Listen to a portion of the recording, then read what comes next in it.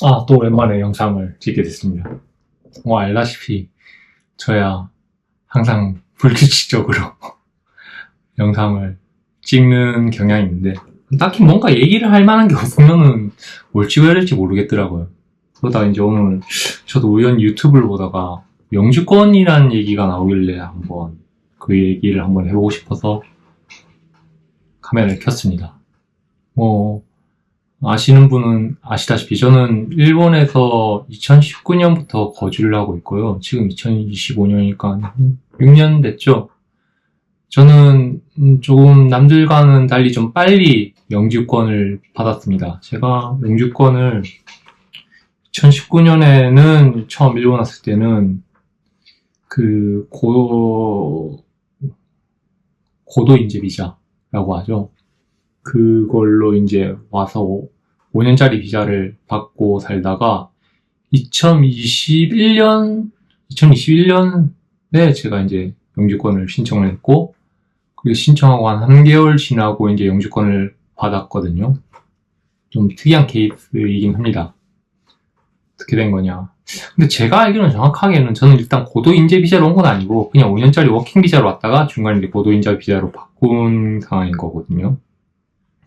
일본에 다양한 이제 체류할 수 있는 비자들이 있는데, 유학생으로 온 유학생 비자도 있을 거고, 아마 그냥 저가 처음에 왔을 때 받았던 것처럼 워킹 비자로 오시는 분들도 있고, 이런저런 비자가 있는 걸로 알고 있습니다. 결혼을 해서 배우자 비자 같은 것들로 사시는 분도 있고 한데, 좀 특이한 게 제가 아까 말했던 고도인재 비자라는 건데요. 고도인재 비자라는 게 뭐냐면은, 좀 약간, 제 입으로 말하기 조금 쑥스럽긴 한데, 쉽게 말해서 일본이라는 나라에서 원하는 이런 인재를 좀 일본에 초청을 하기 위해서 만든 특별한 비자인데요. 3가지 분류가 있습니다.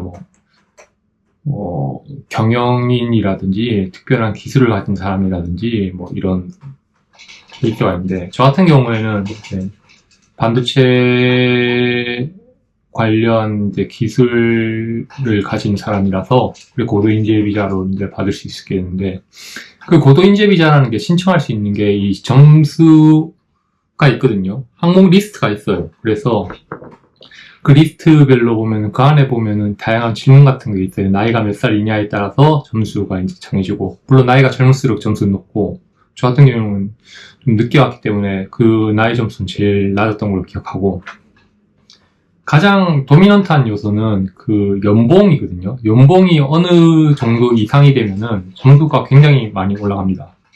이제 그 점수가 제일 큰 포션을 차지하고 있고요. 그리고 논문이라든지 특허 이런 것들을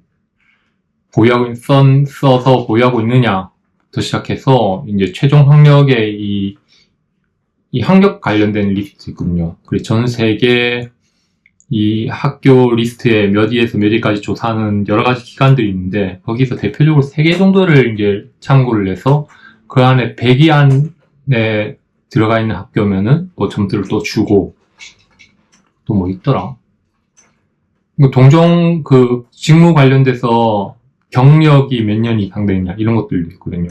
그렇게 해서 71점이 넘으면은 일본에 3년 이상 재류하게 될 시, 3년 이상 재류하게 될 시, 영주권을 신청할 수 있다라는 게 있고, 점수가 90점이었나 80점이었나?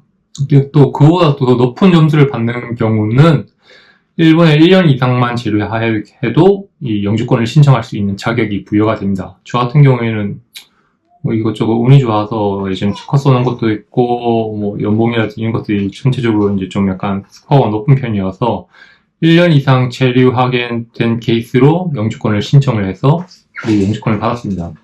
그 당시 2021년도가 이제, 그래, 아들이 신나게 놀고 있습니다.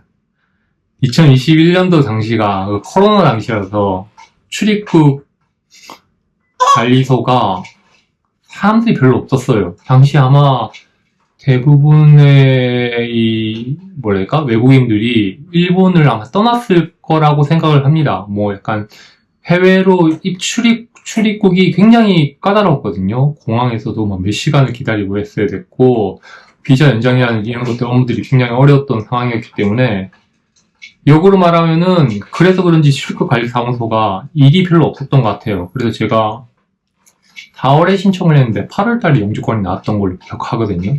아무튼 그렇게 영주권을 받았는데, 그 영주권을 받으면 뭐가 좋냐라고 말씀하시는 분들도 있는데, 일단 영주권이 있으면은 일본에 거주하게 될 때 이 일본 시민권자들과 거의 동등한 자격을 가지게 됩니다. 가장 대표적인 예로 이제 일본은 이제 장기 주택 그 론이라고 하죠. 모기지론. 이런 대출을 받는 데 있어서 굉장히 일본 시민들과 동일한 자격을 부여받게 되고, 그것뿐만 아니라 그러니까 일본에 체류하는 외국인이라면은 이 활동이 굉장히 제한적인 게 많습니다. 뭐 차를 산다든지, 뭐 대출뿐만 아니라 이제 주거를 위해서 이제 예를 들어서 이제 월세를 찾아서 이제 계약을 한다든지 이런 거에 대해서는 외국인들은 좀 약간 불리한 경우가 많습니다.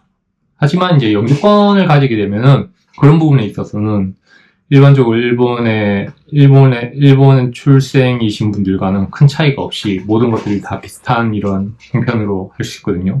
저 같은 경우에 이제 영주권을 신청하게 된 가장 큰 이유가 그 집을 사기 위한 것이 가장 컸고요. 그때 2021년에 그때 영주권을 신청을 하고 그걸 받고 난 이후에 그해 저는 이제 집을 샀습니다. 지금 살고 있는 여기 이 집을 샀고요.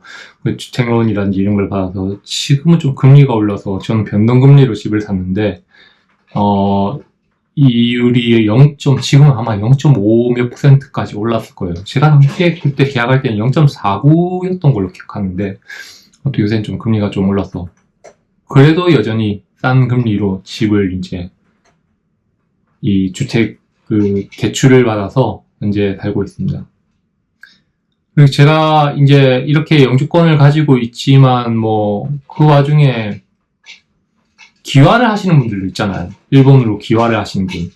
그렇게 된 경우는 국적을 아예 바꾸는 거기 때문에 대한민국 국적을 상실을 하고 일본 국적을 취득하게 되는 케이스가 되겠죠.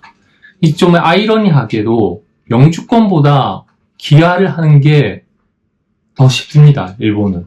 뭐 저도 자세한 귀화 조건이란 걸 잘 모르지만 제가 알아본 바로는 귀화를 하게 되면은 일본 시민권을 가지게 되는 거고, 그런 케이스 같은 경우에는 영주권을 받는 조건보다는 좀 더 편안한 조건으로 이제 귀화를 할 수 있다고 들었거든요. 뭐 물론 뭐 귀화를 하는 것도 나쁘지 않은 판단이라고 생각을 하긴 합니다만은, 어쨌든 저는 한국에 이제 가족도 있고 하니까 귀화까지는 저는 생각을 해본 적이 없고요. 이게 뭐 사실 저는 좀 특이한 케이스라도 이렇게 빨리 영주권을 받게 됐지만, 일반적으로 평범하게 와서 일본에서 영주권을 받는다는 거는 굉장히 긴 시간과 이런 다양한 노력들이 필요합니다. 이게 제가 영주권을 신청했을 때 이제 느꼈던 건데, 그동안 제가 이제 뭐 납부했던 세금 관련된 이런 것들부터 시작해가지고 뭐 다양한 서류들을 몇 년치를 준비를 해야 되더라고요. 저야 이제 거주했던 기간이 짧고 그러다 보니까 이사를 뭐 그렇게 많이 한 케이스가 아니기 때문에 준비할 서류가 그렇게 많지는 않았어요. 그렇지만 일반적인 경우에는 10년 이상 거주를 한 케이스가 보통 이제 영주권을 취득할 기본 베이스가 된다고 하거든요. 근데 10년을 일본에 살게 되면은 10년 동안 한 집에 사는 케이스는 극히 드문 케이스죠. 그리고 뭐 일을 한다 해도 10년 동안 동일한 일을 할 수도 하겠지만, 만약에 전직을 한다든지 이런 케이스로 되면은 이 소득 증빙이라든지 이런 것들이 모든 것들을 다 증빙하는 게 굉장히 까다로워요. 아마 뭐 10년간 전부를 준비할 필요는 없겠지만, 제가 알기로는 최근 5년까지의 이 소득 증빙이라든지 이런 것들을 다 해야 되기 때문에 그런 것들을 다 준비하면은 좀 힘들죠. 그래서 영주권을 신청하는 것도 굉장히 까다롭고, 그렇게 심사를 통과해서 받는 것도 좀 쉽지는 않습니다. 그에 반면 귀화는 좀 약간 편하다고 얘기를 하더라고요. 그래서 이제 약간 그 영주권을 받기가 좀 어렵지만 일본에 영원히 살 걸 결정한 사람들 중에서는 뭐 많지는 않지만 그렇게 귀화를 하시는 분이 있다고 합니다.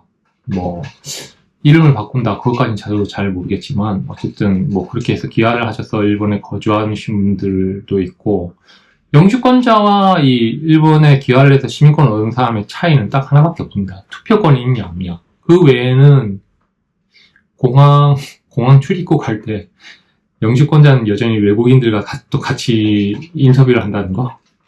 근데 사실 좀 뭐 나쁘지 않더라고요, 그렇게. 그게 뭐냐면 관광객들과는 좀 약간 다른 부스로 들어가서 그렇게 길게 기다리진 않아요.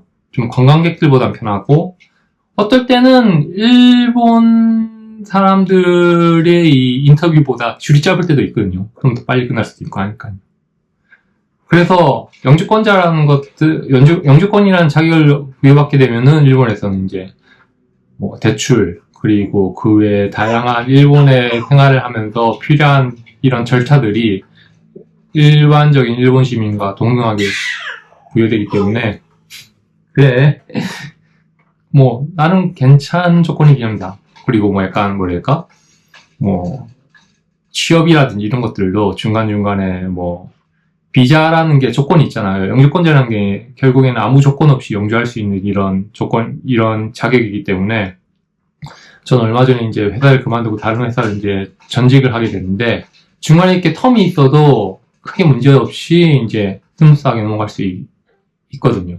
근데 이제 뭐 워킹 비자를 받고 있다 하면은 그걸 서포트 해주는 회사가 있기 때문에, 만약에 전직을 한다면 전직하는 회사에서도 그런 비자를 서포트를 해줘야 되기 때문에, 그런 조건의 전직 조건을 찾아야 되고, 그 전직하는 회사에서도 이런 비자를 승인하기 위해서는 좀 다양한 이제 어려운 점이 있습니다. 에리보라인 오늘의 영상 여기까지입니다. 시청해주셔서 감사합니다.